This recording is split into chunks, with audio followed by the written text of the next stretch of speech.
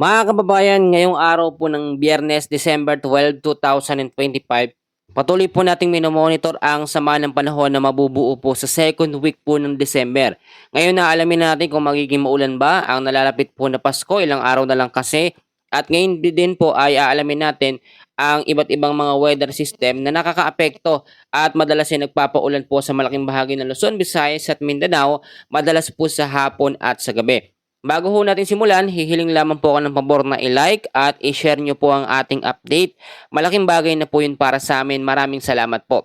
So ito po, no, sa inilabas po ng pag-asa na tropical cyclone threat potential ay hindi pa rin nagbabago yung forecast.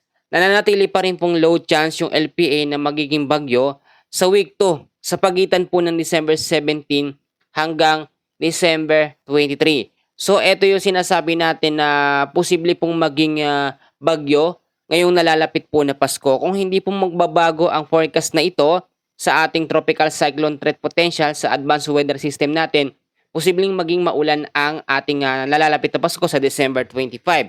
Dahil nasa category po yan ng low chance, may mga chance pa rin yan na maging tropical depression. Yan pong sama ng panahon na yan. Pero sa mga susunod po na dalawa, hanggang sa 3 araw ay wala naman tayong minomonitor na anumang sama po ng panahon or bagyo sa loob ng ating Philippine Area of Responsibility.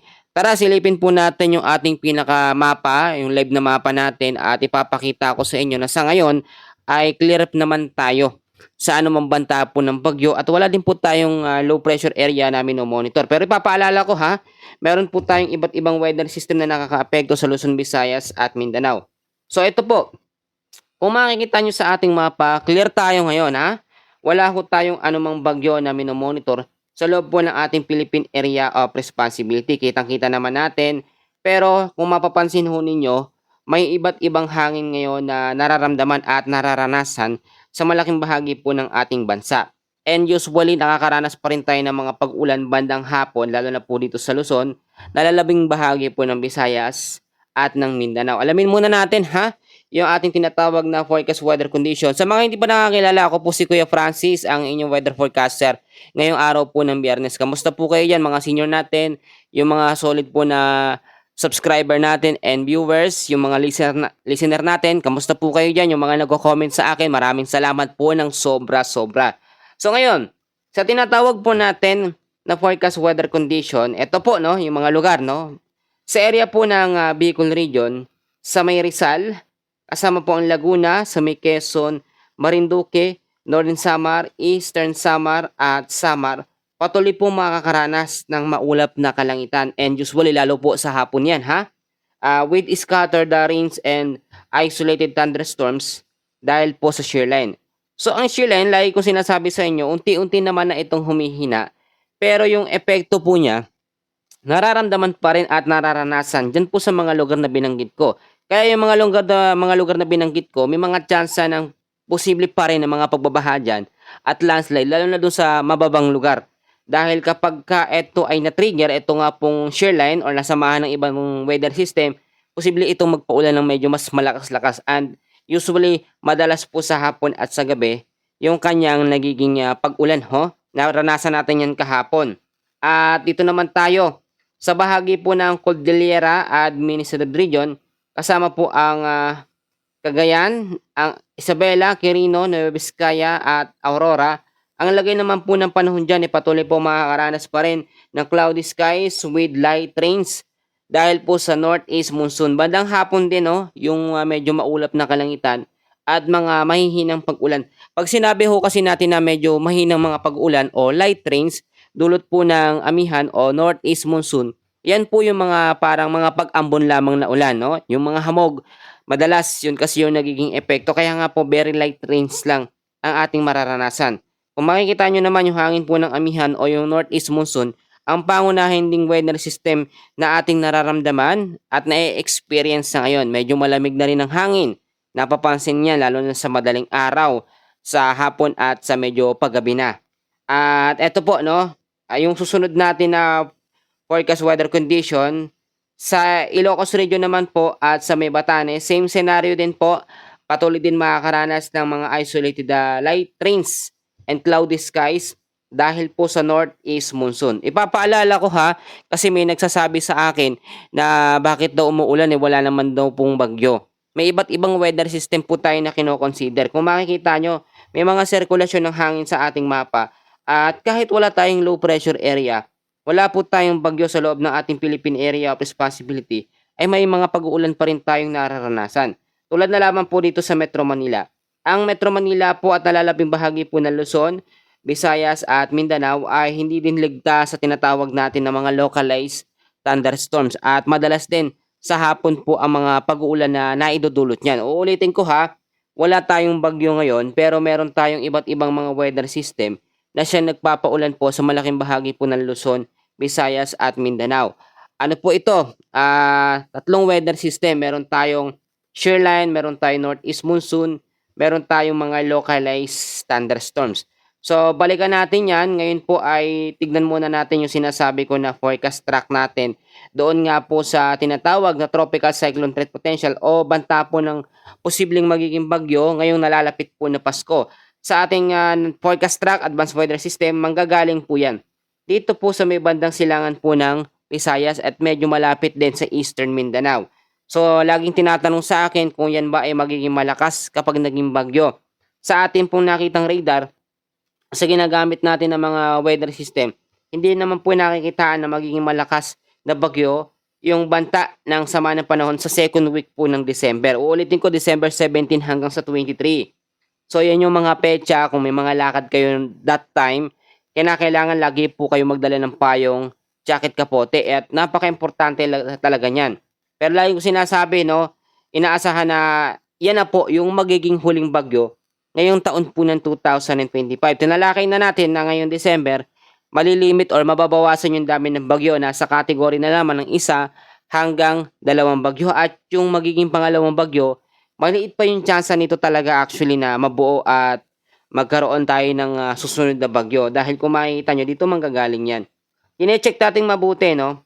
Wala pa po tayo nakikitang sirkulasyon ng hangin dahil maghihintay tayo niyan pagdating ng December 17 hanggang sa 23.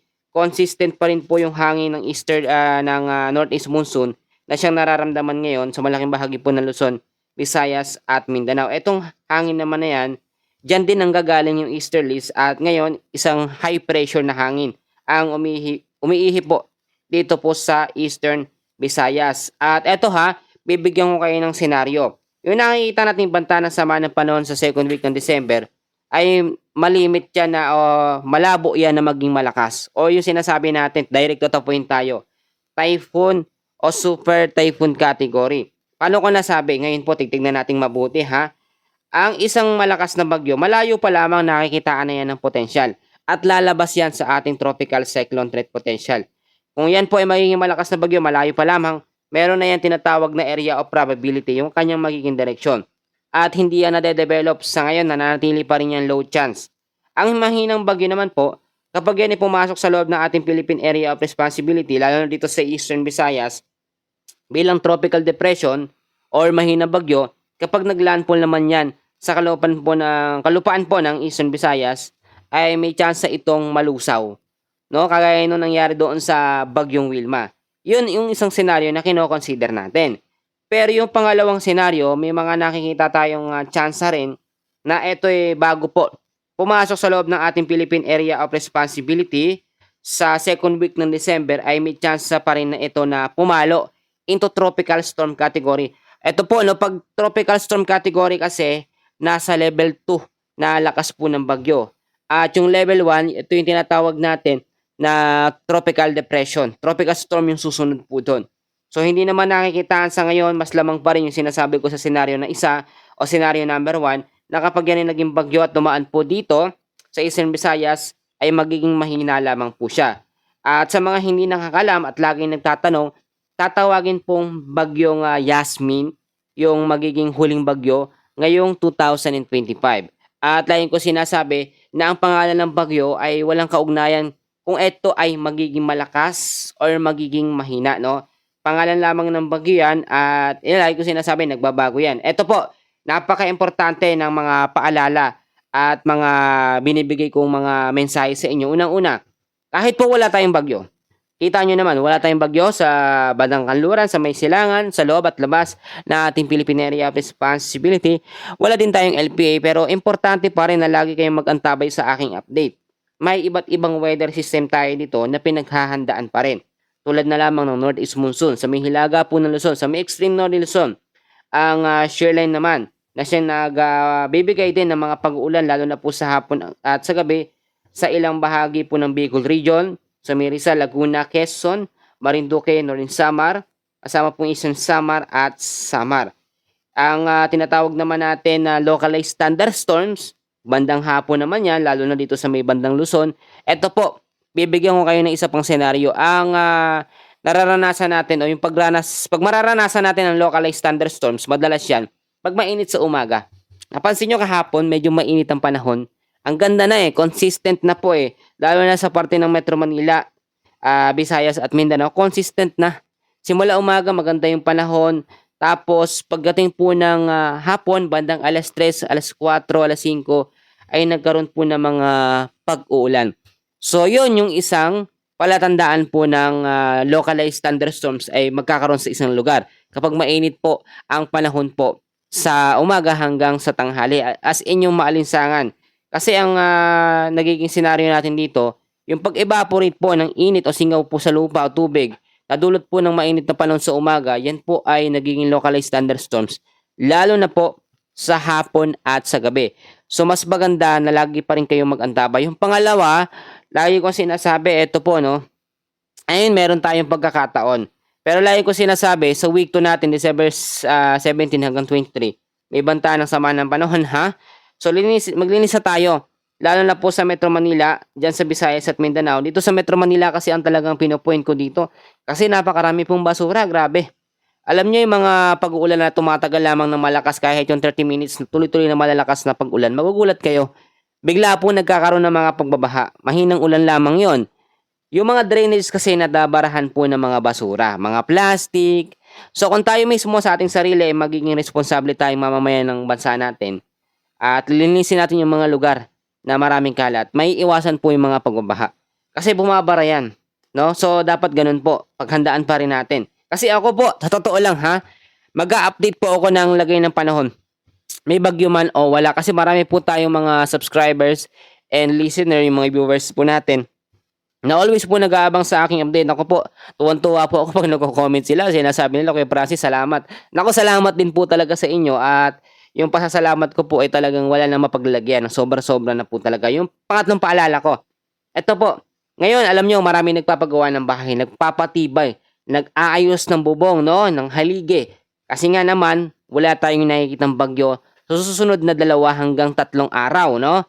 Pero sa mga susunod na mga araw, possible na may mga buong mga cloud cluster. So patuloy po natin yung i-monitor. So, ang sinasabi ko sa pangatlong paalala ko, kailangan po na patibayin natin yung ating bahay. Marami pong napinsala nung mga nakaraang mga bagyo dahil sa hindi po matibay na pundasyon ng bahay, hindi po maayos. Ngayon po, kasagsagan ng pagpapagawa ng ating mga kababayan, lalo na po sa Eastern Visayas, dahil sa nasalanta sila ng malalakas na bagyo, yung Typhoon Tino at yung Super Typhoon Yuan. So, lagi kong sinasabi, patibayin ang bahay, ayusin, hindi naman kailangan sobrang pagandahin, basta matibay. Alam nyo, binibigyan tayo ng Panginoon ng tsansa na makapag-asikaso pa dahil itong magiging huling banta ng bagyo. Hindi man ito nakikita ng malakas na kategorya, pero tropical depression, lagi kong sinasabi, puro pag-uulan po ang naidudulot niyan at medyo delikado yon kasi yung mga low-lying areas, ang sobra pong maapektuhan. Ngayon din po, ito po yung mga paalala ko, yung mga nakatira ho, sa mga paanan po ng bundok, malapit sa mga ilog. Sa ngayon, okay pa ang panahon ho. Wala namang problema. Yung mga mangingisda natin, pwede rin pong pumalaot, lalo na sa Luzon, Visayas at Mindanao. Pwede po, wala po tayong banta ngayon ng gale warning ha. Kaya pwede pong pumalaot. Pero syempre, kailangan nyo pa rin mag-antabay sa ating lagay ng panahon. Kasi bandang hapon, sa umaga safe, umaga hanggang sa tanghali. Pero sa hapon po, lagi ko sinasabi may banta tayo ng mga pag-uulan dyan. Sa mga baybayin, malapit sa mga ilog, no? Sa mga low-lying areas, mag-ingat pa rin.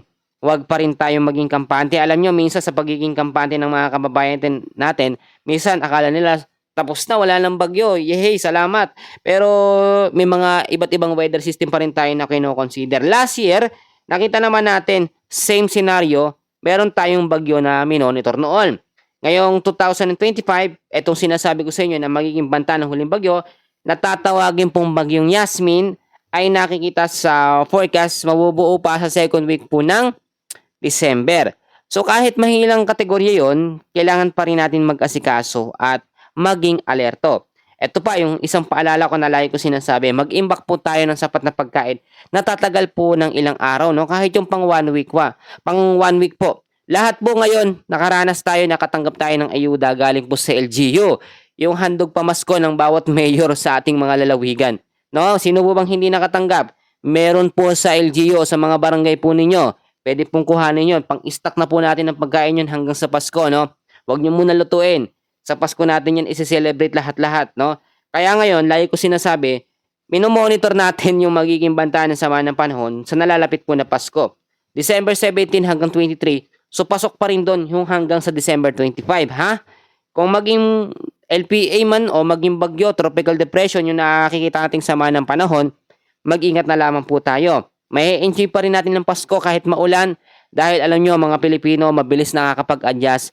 Depende sa kahit anong sitwasyon nila sa buhay. So doon po tayo nakakalamang, no, sa ibang mga lahi dahil tayo talagang sinubok tayo ng mga malalakas na mga pag-uulan, mga super typhoon, mga malalakas na lindol at still nandito pa rin tayo. Nagpapasalamat sa Panginoon sa mga sitwasyon na tulad po na binigay sa atin ng mga nakaraang mga buwan.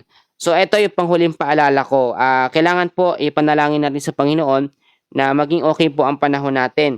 Yung nakita naman natin sa advanced weather system sa tropical cyclone threat potential, malayo pa yon. May mga tsansa pa na mangyaring pagbabago sa direksyon ng sama ng panahon. Pwede pa yung malusaw, pwede pa yung humina palalo, pwede ring lumakas. So patuloy nating i-monitor yan. Kaya nga lagi ko sinasabi, no, importante po na lagi kayong nakasubscribe at nakahit po ang notification bell nyo para mabilis ko po kayong nanonotify. Alam nyo yung bagay na kapag nag-upload na ako, nandyan po agad kayo nakikinig. Yung ibang mga kababayan natin, no, hindi sila nakapanood kahapon. So ngayon po dapat bumawi tayo sa update. Alam nyo dito sa ating channel, more on parang isinishare ko sa inyo yung lagay ng panahon na very natural. Walang script, on the spot po natin itong ginagawa. At uulitin ko ha, eto sa mga hindi nakapakinig, yung kakapasok pa lamang ngayon, at yung mga nakalimutan yung sinabi ko kanina, eto meron tayong tatlong weather system. Ano-ano yon? Unang-una, northeast monsoon. Dito sa may bandang extreme northern Luzon. At dito naman sa may bandang Metro Manila, sa may Aurora, Bicol region, meron tayong shear line. So mag-ingat tayo sa banta na mga pag-uulan sa mga lugar po na binanggit ko. Meron din tayo mga localized thunderstorms sa Visayas at sa Mindanao. Yon yung tatlong weather system. Yung sama naman ng panahon sa second week ng December, malayo pa. Hindi pa nakikitaan na magiging malakas o hindi pa naman nakikitaan na ito yung magiging siguradong magiging bagyo. Pero patuloy po nating i-monitor kasi doon naman talaga nagsisimula ang sama ng panahon, no? Sa pagiging cloud cluster, low pressure area, and then kapag na-develop, nagiging bagyo. Pero ngayon kasi, mahiliit yung chance talaga na may ma-develop po ng bagyo. Bakit? Wala na po ang easterlies o yung maalinsangan or mainit na hangin. I-monitor natin kapag bumalik ang easterlies. Doon po, may chance na may mga buo po mga cloud cluster o kumpol ng kaulapan. Hindi lang tayo magpo-focus sa labas, no? Sa eastern na Visayas dahil may mga chance din na mabuo na low pressure area sa may kanlurang bahagi po ng ating bansa, dyan sa may Palawan. Pwede ding may mabuo po na sama ng panahon sa loob ng ating par ng biglaan. So mas maganda lalaki po tayong nakamonitor sa lagay po ng ating panahon. Ipanalangin natin sa Diyos na maging okay tayo. Magpasalamat po tayo sa araw-araw dahil binigyan niya tayo ng opportunity. Yung kompleto pa ang pamilya, magpasalamat sa Panginoon. Celebrate natin ang Pasko na masaya. May bagyo man o wala, umulan man o hindi, tuloy po ang ating kasiyahan dahil ang Pasko po ay para po sa ating pamilya sama-sama na nagbibigayan at nagsasalo-salo. So sa ngayon po mga kababayan ko, mga kaibigan, medyo maigsi lamang yung update natin and salamat po sa inyong pakikinig. Babawi na lamang po ako sa next update natin. So please huwag niyo pong kakalimutan na mag-like and subscribe at pahit na rin po ng notification bell para lagi ko po kayong ma-update sa lagay ng ating panahon Maraming salamat po at God bless po sa inyong lahat.